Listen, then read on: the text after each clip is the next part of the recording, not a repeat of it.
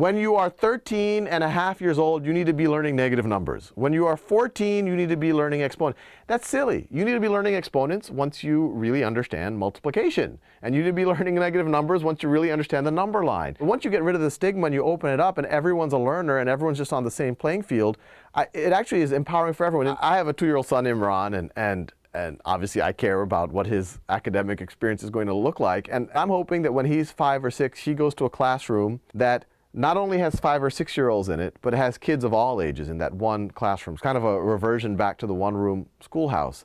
And when he goes to that classroom, some part of his day, and I'm not talking about the whole day, maybe 20 to 30 minutes of the day, especially for the core subjects, are spent on the Khan Academy, watching videos. And by that time, it won't just be mathematics and science, it'll be grammar, it'll be vocabulary. The slope of this orange line He starts at the most basic concepts.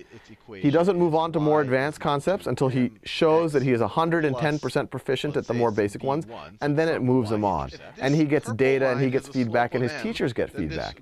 And the paradigm is all of these students at all different ages, they're all going to be working at their own pace in every class, in grammar, in mathematics, in everything. The teacher now, instead of having to give this one-size-fits-all lecture to everybody, can now look at the data, see where every student is, and the software identifies who's stuck. The teacher, every now and then, will sit next to Imran and help Imran as a mentor, actually have that human interaction. And even better, if the teacher isn't around, or even if the teacher is around, it might be better for Imran to be tutored by one of his peers. Maybe another 6-year-old, maybe a 10-year-old. Who's a little ahead of the curve, who's well respected as a teacher already. I mean, what's really exciting about this is it's an interactive experience. I cringe at the idea of my son in a room, at the same rooms that I used to sit in, sitting like this, staring at the clock, waiting for the bell to ring.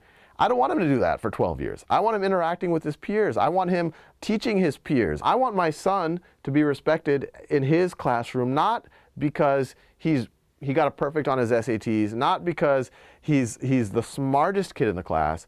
I want him to be respected because he's the best teacher in the class, because he communicates well, because he has empathy for his peers, because he's always willing to stop what he's doing to help one of his friends. I think if that happens, then I wouldn't worry too much about what my son does afterwards.